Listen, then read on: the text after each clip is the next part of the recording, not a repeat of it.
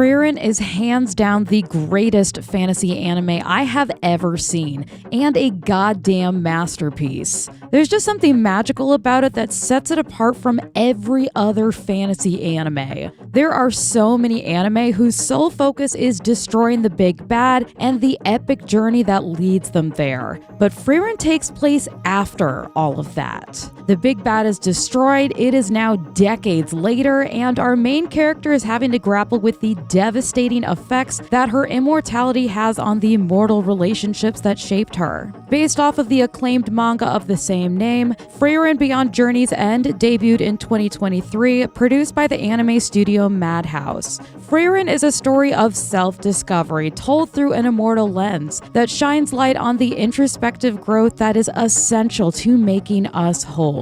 This type of storytelling focuses on the smaller details, the interpersonal connections, and the everyday magic that shapes an adventure was perfected by the master himself, JRR Tolkien. Through watching Frieren, it is clear to see just how much Tolkien's impact has made on the rest of the series. And even though I'm a massive Lord of the Rings fan, I don't know quite enough to speak about all of the similarities between the two. So I have brought in experts from the podcast Keep on Tolkien, who are going to help me break it down. This is a collaboration years in the works, and we had a lot to discuss. Almost way too much for YouTube, so I've created an extended edition, which is now live on my Patreon, which you can scan for here or find in the description. But before that, let's let our guests introduce themselves. Hey there, gang. I'm Danny J. And I'm Joel N. I'm Trevor D.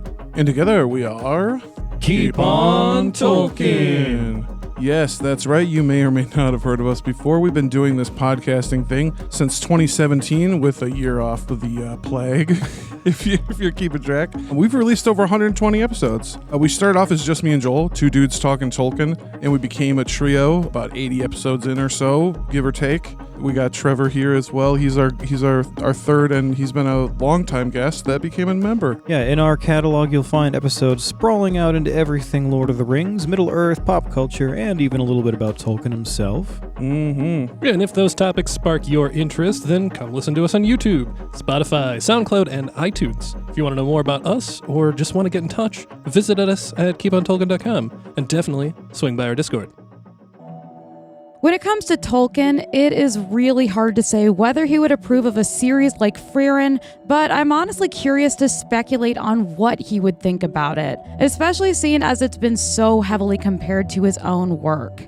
As someone whose Tolkien knowledge is somewhat limited, I wanted to ask the experts on what they feel Tolkien might think about this comparison.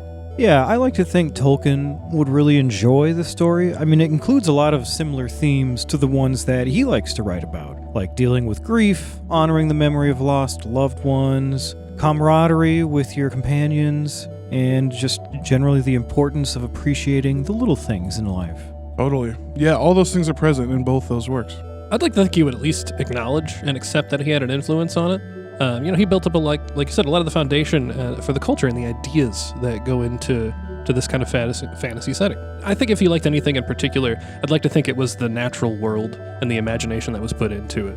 The different races are very similar to what he had in his writings, and he might have enjoyed seeing them from another perspective.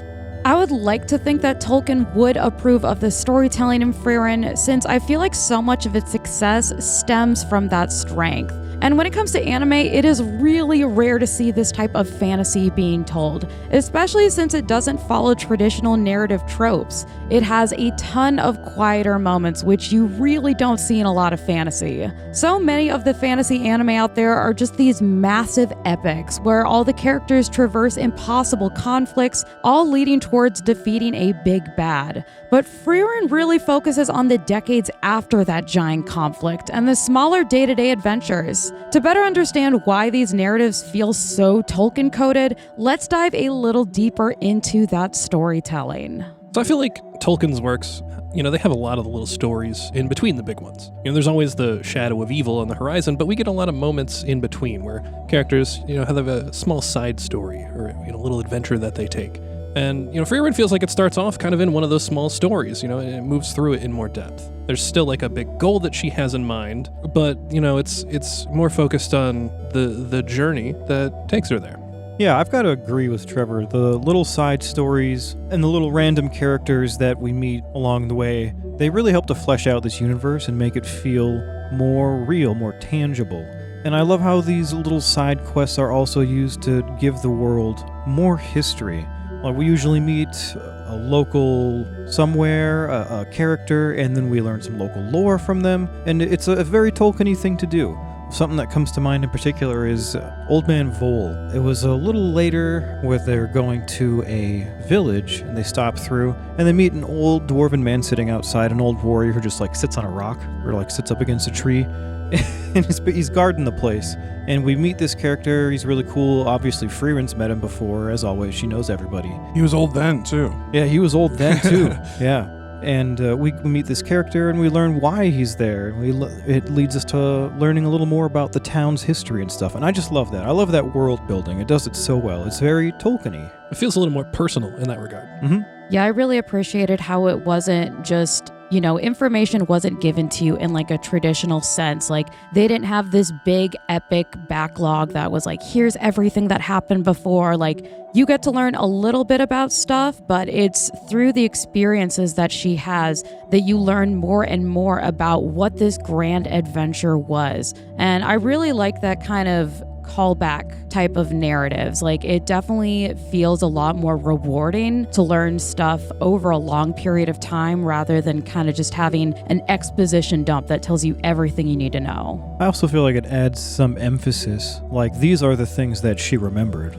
These are the very important parts of the journey. It also leaves a little bit of mystery in there too, because you're not told everything from the get-go. Things come up as they are necessary, but they're fleshed out also as they are necessary. With having kind of a slower pace and a slower plot development, the character writing really did feel like it was straight out of the Tolkien Appendices. Since y'all are a lot more fluent in his work, especially when it comes to the Silmarillion and Appendices, were there any specific references or moments that jumped out at you? So to start, I think it could be argued that the party of heroes is sort of comparable to the Fellowship.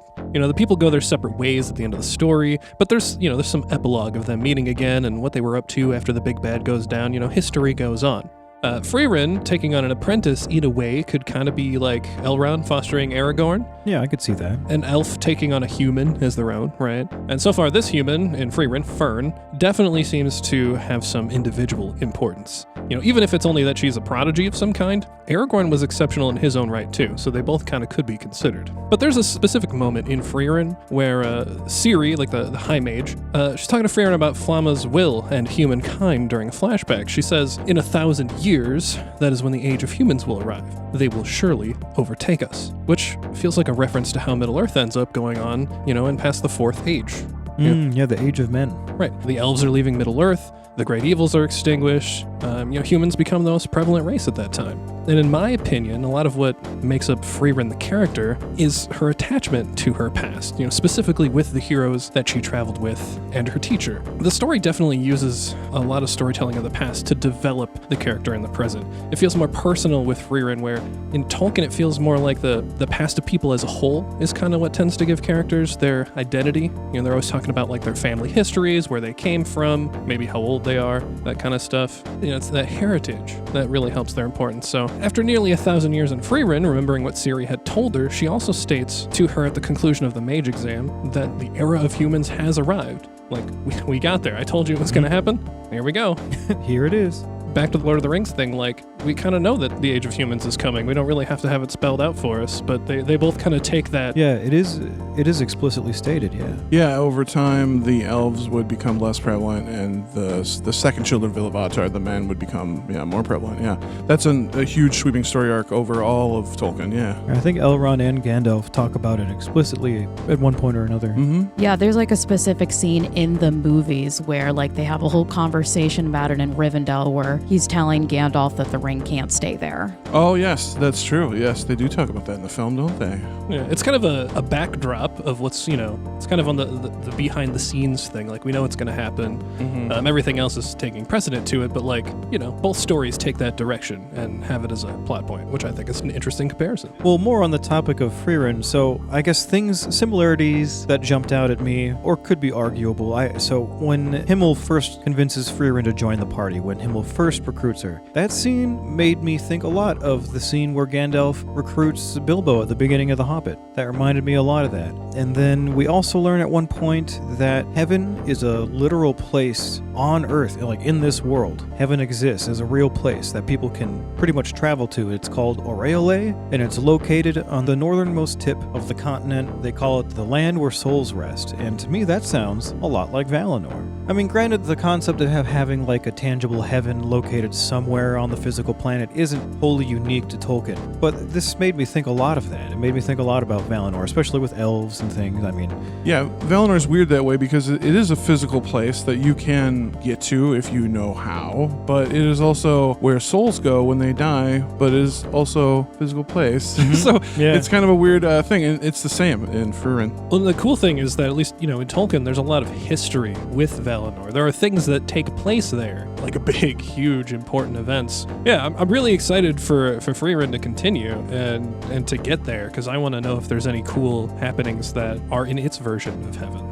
Yeah, and doing a little bit of internet research and sleuthing on the show, I've seen some people point out the scene where Frieren, she's trying to find a present for Stark, and she's searching through her bag and she finds this old lost ring that was given to her by Himmel, and then I think she proceeds to lose it again. But regardless, the concept of, in the process of looking for a birthday present, finding like an old magic ring, all the ingredients are there for a Hobbit reference. It's at least a little tip of the hat, I would say. Yeah, in the very least. And another thing I've seen people talk about a lot online on the internet is comparing Frieren's character to Galadriel. And that I can see why. Yeah, definitely. Very, very long-lived. Archmage type character. Archmage, powerful, very knowledgeable women, elven women that... Well, and also hiding their power, right? Like that's another thing that both Frieren and Galadriel do. Hiding their power, loving to live in the woods. Frieren preferred to live in the woods, apparently. That's where they found her when they recruited her. Yeah, because remember, like Galadriel, she never showed her like Light of the Trees powers. She only unleashed that every now and then. She, like, Frieren also hides her mana, right? Mm-hmm. Yeah, very much so. Don't need to show strength at all times, right? Keep your hand hidden. Yeah, I could definitely see that very like Galadriel-coded in,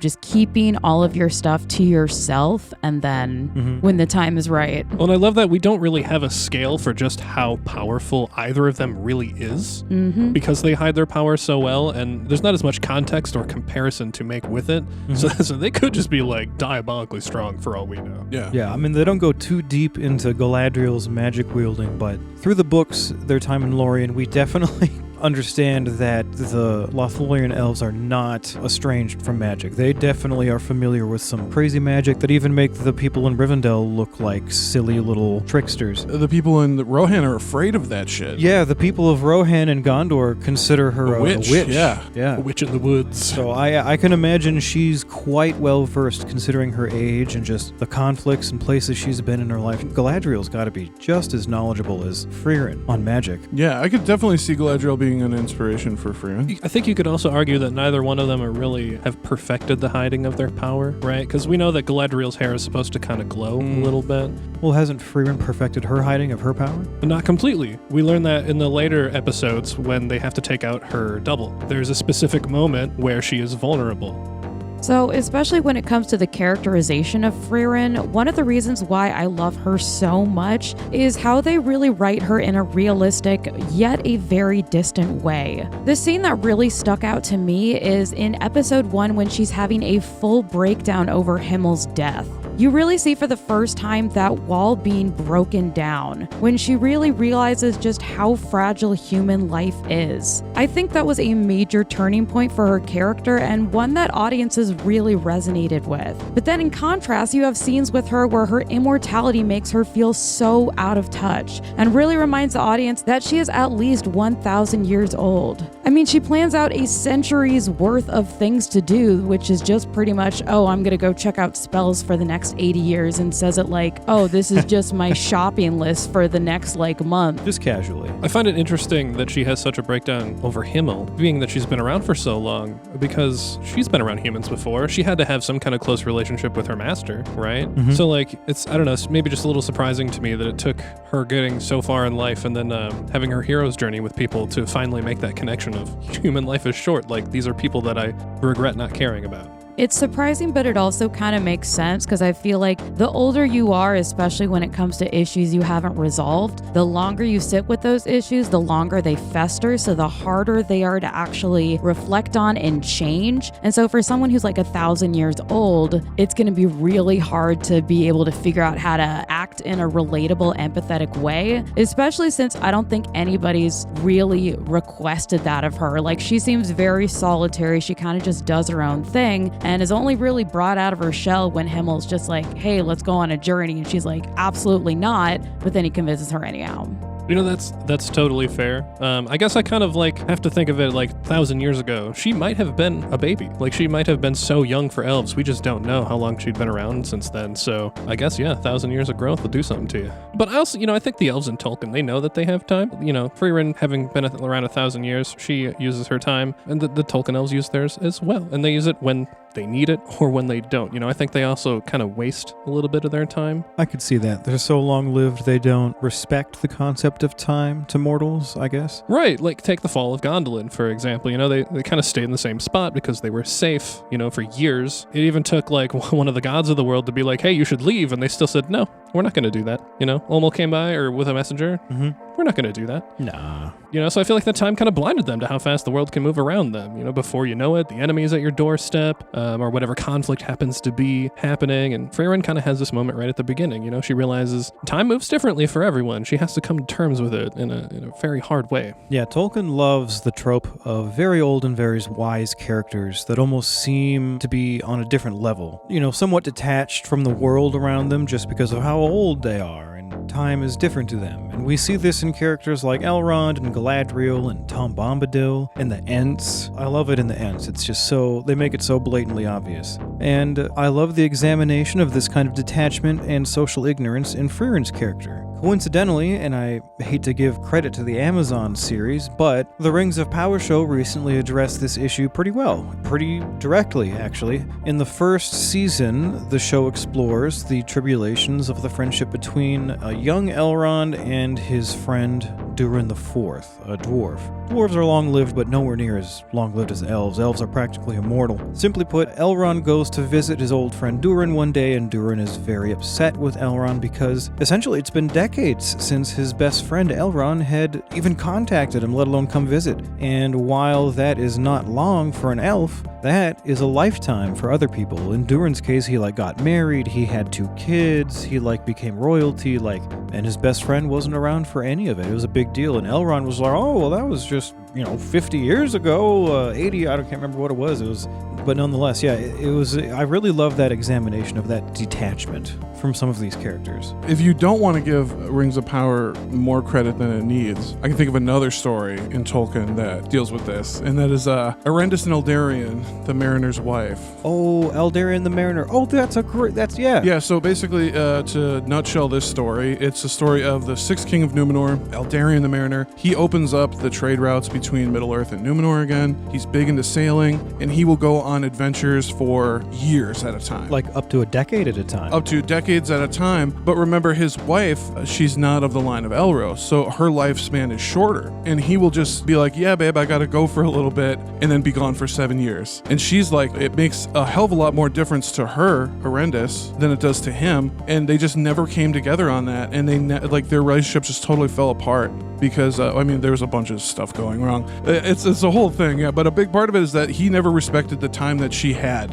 on this earth. And he eventually came to kind of regret that, but too late, I feel like we see a little bit of that when Frieren goes to meet Himmel after 50 years or whatnot. And I feel like if Himmel wasn't so deeply in love with Frieren, he probably would have let her have it a little bit, or at least given her some shit for it. Yeah, he was just so happy to see her though, that it was just I'd rather spend this remaining time just getting to enjoy this with you. But you could definitely see the heartbreak in his eyes of I wish I could have spent more time with you, but I know you're kind of like a cat. If I chase after you, it's not going to work out well for me, so I'll just take what I can get. Yeah, Frieren is just kind of a force of nature.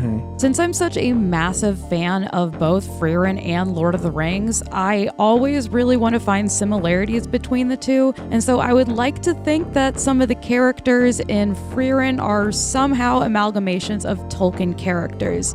But I also get that that's definitely my own personal wish fulfillment, and I don't know, I get that it's slightly controversial and only somewhat based on reality. Like I mentioned earlier, the one character I could see similarities between is Frieren and Galadriel. Yeah. Or I've even seen some comparisons between Frieren and Gandalf sometimes, which I could kind of see too. Kind of the one leading the group, the old wise one, very versed in Vadric. Kind of patient most of the time. Very patient, exactly, yeah. I also, when they first introduced Stark's character, I actually kind of thought he was a pretty Tolkien-y man character. I got flashbacks of Tuor or Turin when I was seeing him, practicing his axe against that mountainside, making that crevice when he was living in that town for a while, and then just kind of his tortured background. I could kind of see Himmel being the beloved hero type, Eärendil or something like that. Oh yeah, I could definitely see him being an Eärendil. He's super beloved, a champion of mankind that goes around, A source of hope for generations to come. Source of high hope, there you go. Yes, there we go. I'd say as tall as the characters seem to be, that they're heroes and whatnot, they all seem very grounded, like normal-ass people. Yeah. Yeah. They want all the same things that normal people want. They're not big celebrities in that regard. Except for Himmel. Himmel was all about let me get a statue of myself. Let me get this other thing of myself. That's fair. Himmel wanted to lean into it heavily. You're right. That was funny. I love that episode where Frieren said something about that's the cost of having such hubris, is having statues that start getting worn down over time. She's like, that's what you get for having so many statues of yourself around. Maybe other than Himmel. But even Himmel, to some degree, right? He's still pretty grounded despite his tall tale. That was his one, I don't know. Almost his one vice. sin, I guess, his one vice. He really enjoyed when people built statues of him, and he liked coming up with poses for it. I loved that. I thought that was so funny. But one of the biggest things that stuck out to me when I started to watch Frieren is that there's just something that feels really nostalgically familiar to Lord of the Rings. For me, it really came down to the landscaping and the imagery. It just felt really that lush green Tolkien-esk. And that in the combination with the score really did make me feel like I was somewhere closely related to Middle-earth. When talking about specific imagery, it's kind of a tricky balance to compare general fantasy world building and tying that in with Tolkien. Since so many fantasy series from D&D to modern anime share such similar elements, it really makes me wonder if there's any specific, particular imagery that reminds us of Middle-earth. What reminded me of it right off the bat was the map in the beginning. Whenever you start off with a cool hand-drawn map, you always think back to Middle-earth, right? In Tolkien's hand-drawn maps. Is that because of the hand-drawn maps, though, or is that because of PJ? No, but I mean, geography always is a huge part of Tolkien. Always. Even before PJ. PJ picked up on that when he put it in his film. Sure. I mean, it's geography's big, right? We do fake geography all the time, right, Joel, on our podcast? Yeah, no, it's true. We have to talk about fictional places in geography all the time. Yeah, initially the map didn't stick out to me. I just think of fantasy in general when I see that, but you're right, a lot of that does come from Tolkien. He may have been the one to bring that about, because he did make so many hand-drawn maps in his books, because he was trained in drawing maps in the military. In fact, his maps, you can look up an old military handbook from World War II. Yeah, it's where he learns all his symbols from. And that's where he learned all his symbols from, and if you look at it, you're like, oh, this is this is all Tolkien-style maps. And we... Tolkien-style maps are old World War II handbook. Yeah, when I first saw the picture of the map from Frieren, I was just like, that text looks familiar, the way that mountain's drawn looks familiar. And yeah, it's so hard to kind of be able to separate like general fantasy with Tolkien, but it's like every single Tolkien book you pick up, there's like a 20-page thing of just maps in the beginning. So it's like there's no way that didn't affect every piece of modern fantasy that we have these days. It's true. Yeah, it's Tolkien's kind of like Shakespeare. Like, you don't know how influential it is until you actually like, where did that saying come from? Oh, that's from Shakespeare. You know, like it's hard to even know what you're looking at when you look at his influence. Did Tolkien do it because it was a fantasy trope, or is it a fantasy trope because Tolkien did it? Yeah, who knows, right? So as far as like tropes go, or references or similar elements go, I can say I was definitely struck by the amount of D&D and just fantasy influence on the show. I loved it. Clearly the writer Kanehito Yamada was heavily steeped in traditional high fantasy. And I especially the reoccurring bit with the mimic, I thought that was hilarious. Super funny. Super funny. You would think after 1,000 years she would have learned. Yeah. Or at least found a spell that would get her out of that predicament. That. Right. Considering how often she's looking for spells. Yeah, I think it'd be fair to argue that the fantasy genre's love for like things like maps and sprawling landscapes and things like that, it could very well be due to Tolkien's influence. Yeah, I don't know if Tolkien invented it or perfected it, but it's definitely there now. And I would say that Frieren pays particular attention to detail when it comes to, making the natural world feel beautiful and important. Yes. Oh yeah, very fantastical. Especially when they talk about like magic and stuff, because it comes from the imagination, right? Like it's a natural part of everybody. Mm-hmm. I think it's very Tolkien-esque to keep that kind of connection with nature and having that initially kind of come back to being like the source of like just being able to connect with others, connect with the world, and like the way that even kind of the quieter shots are done. I feel like there's a depth to a lot of characters in Tolkien that you get over time, but it really like, I don't want to say you're like intimate with them because that sounds a little bad, but you do get the sort of like closeness to the characters, and I feel like you get a lot of that in Frieren as well. Like, especially with like the beginning of meeting Stark and stuff, right? Mm-hmm. He's like, I don't know, I didn't think much of him at first. I thought he was just going to be some side character. And then it turns out he's got like a lot of emotional depth, and he's kind of insecure about a lot of things, and he's kind of very relatable in that regard. And I feel like a lot of Tolkien characters tend to be pretty relatable with their personal connections as well. The human struggle. Yeah. Yeah, I think one of the things that really stood out to me is how like you have to get to know Frieren to be able to learn how to interact with her. So when it came to Hyter, when he wanted Frieren to be able to take on Fern as an apprentice, he knew that if he just came out like straight up and was like, hey, will you take her on as an apprentice? Frieren would say no. And so instead he came up with this, oh, I really want to be immortal, but there's these texts, but do you think you could translate them? I can't read them. Could you help me? Yep. And then when Frieren's like, yeah, I mean, it's going to take a couple years, that's where he was able to, once she started, be like, hey, if you have the free time, could you maybe talk with Fern? Like, if it wasn't for those years, she would not have taken Fern on, because she even said earlier on, like, if I have a mage that's just going to get in the way, to be completely frank, they're probably just going to die. Like, I need to have people who are going to be able to defend themselves and be able to, to be able to be present and be able to hold their own. And so I'm not going to just take someone on. It's interesting for a character like Frieren to be so short-sighted when she's always planning things for the long run, right? Mm-hmm. She sizes Fern up immediately and goes, nope, can't do it. She's going to be a problem. And I love that it turns out to be the other way. Like, Fern is so good. He's great, yeah. I loved Hyter and how well Hyter clearly knew Frieren and knew exactly what he needed to do in order to get her to agree to take on Fern. It almost adds to the depth of this this bad priest, as they say, right? Because he kind of gets that, like, he knows how to manipulate a situation. Yeah, I loved Hyter. He was probably one of my favorite characters. I mean, I also liked Eisen quite a bit too, because I'm just partial to dwarves. But I don't know, Hyter was such a great character. I loved him. He reminded me of like a classic D&D style priest character, and it was just, he's exactly the kind of person you'd want to have on your quest with you to have a good time.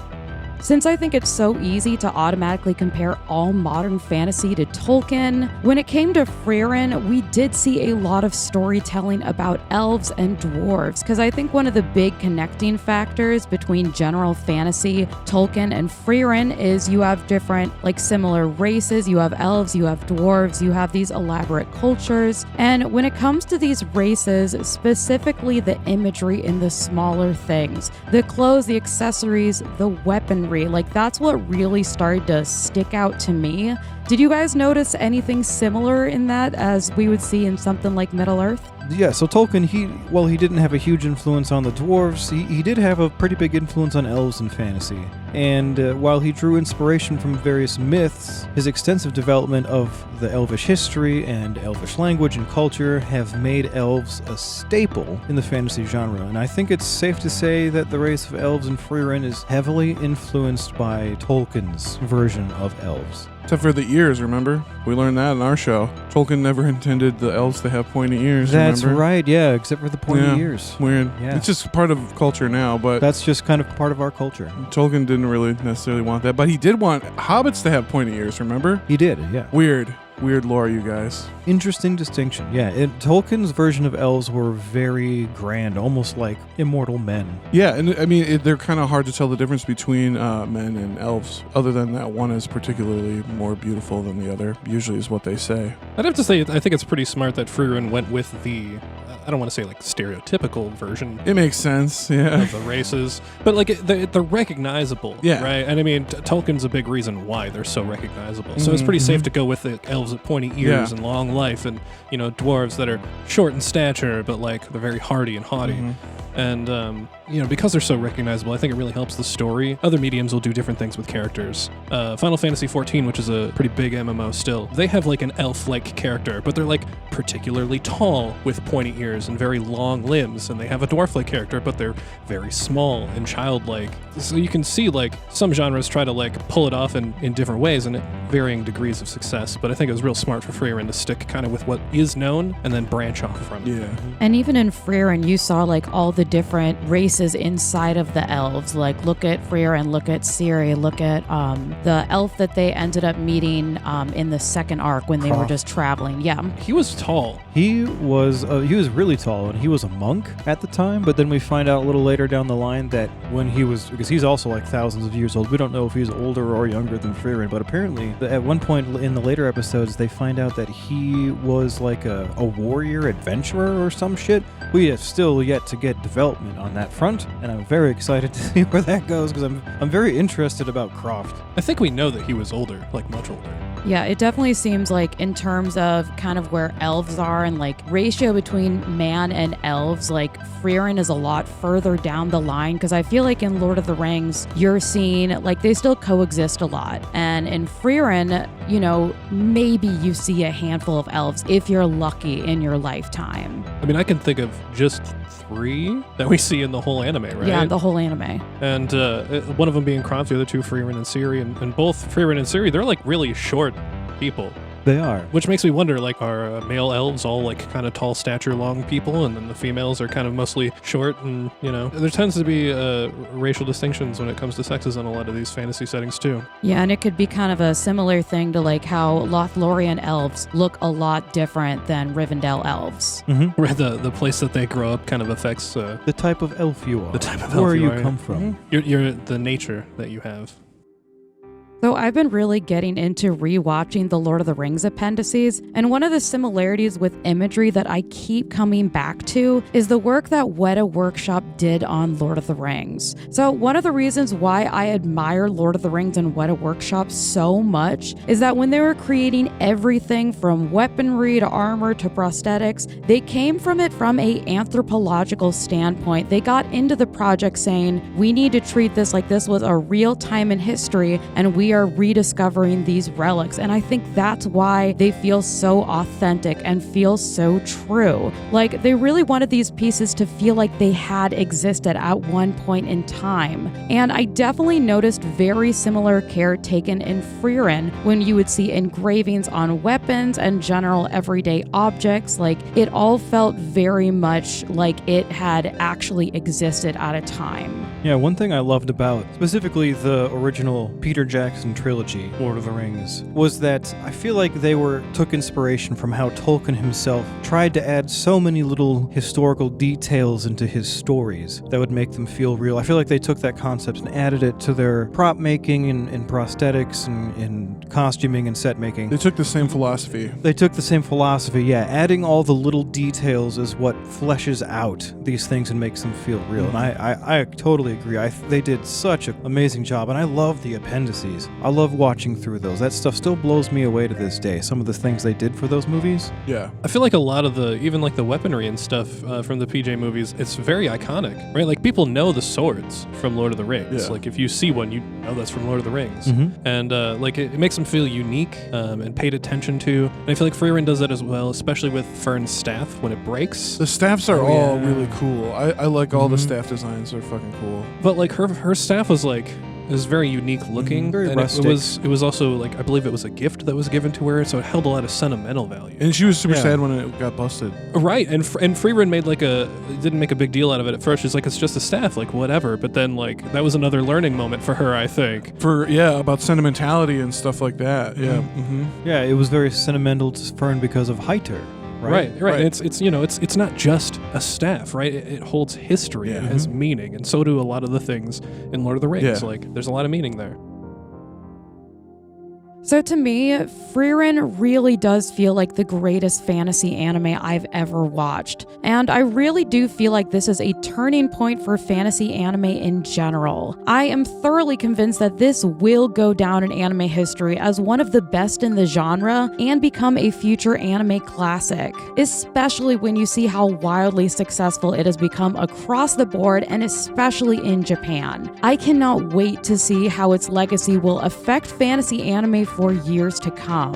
I'm really hoping that by helping showcase the close relationship between Frieren and Middle-earth, that we can bring both anime and Tolkien fans together to celebrate this truly spectacular series. Personally, this is one of my favorite animes to come out in recent memory. Like, I'm a sucker for magic and spellcasting, and I just love how they incorporate it into the world itself in Frieren. You know, following a story with a master caster and her apprentice, like, it gives you a nice dive into how important it is to the world as a whole, and it gives everything kind of a mystical touch. And being that Tolkien's work has a lot to do with nature, I love that magic is a natural thing in the world, and that its influence it seems to be growing over time, as opposed to, you know, Tolkien, where it seems like magic is slowly leaving the world. And I think this puts Frieren in a pretty interesting spot.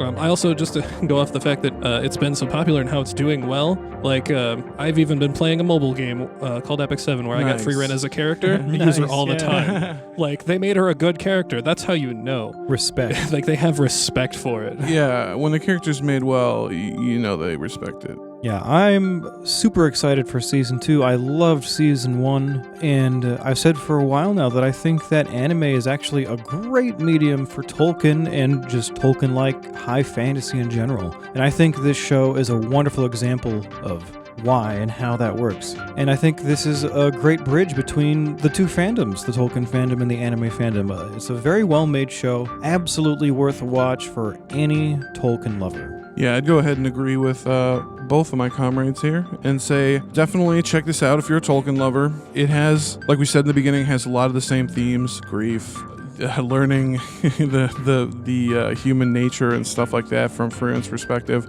Really interesting stuff. And also beautifully done visually. The fight scenes are really friggin' cool. Mm-hmm. Yeah, this is just a really well-made anime. Like I said, I don't watch a whole lot of anime, but I really, really, really like this one. And would highly recommend it to anybody that loves Tolkien and possibly doesn't even know much about anime, because if you just like fantasy, this might be the one to get your foot in the door. You know what I mean? Bridge the gap. Bridge the gap. That's what I'm saying. I would also go to add that if you dig Frieren, there is technically a Tolkien piece of anime that came out last year. Oh yeah, War of the Rohirrim. Check that out. That's a fantasy anime as well. Very good. Yeah, the animation style is much more of like an older 90s style anime, I would feel. We loved it. Yeah. Go check that out. Yeah, and if you're not a Tolkien fan yet, that might be a good way to put your foot in the door. Yeah. So I really want to thank all of you for taking the time out of your busy schedules to work on this incredible project together. This collaboration was a long time coming, and we all put in a ridiculous amount of work into bringing this to life, so it would really mean the world to me if you could go support Keep on Tolkien on all of their socials and check out their podcast, which you can scan for here or click in the description. If you'd like to see the full extended edition of today's video, it is now available on my Patreon, which you can find here or linked in the description. Thank y'all so much for sticking around, and I'll see all of y'all on the next one.